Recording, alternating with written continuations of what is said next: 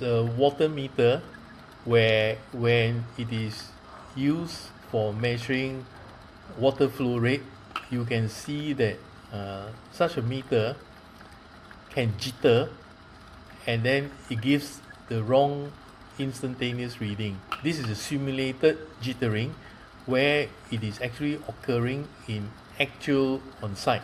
So this is a simulated equipment to show you that how the meter jitters.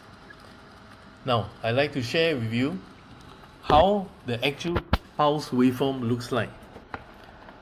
This is an oscilloscope pulse of the output of the waveform, where you can see that within one pulse there are many small pulses.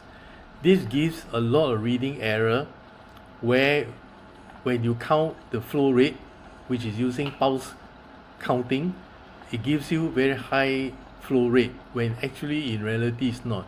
This is caused by all this disturbance of the extra pulses. What I did was that I have an electronics filter which actually filters out the noise. So what I do is that I switch in now the filter.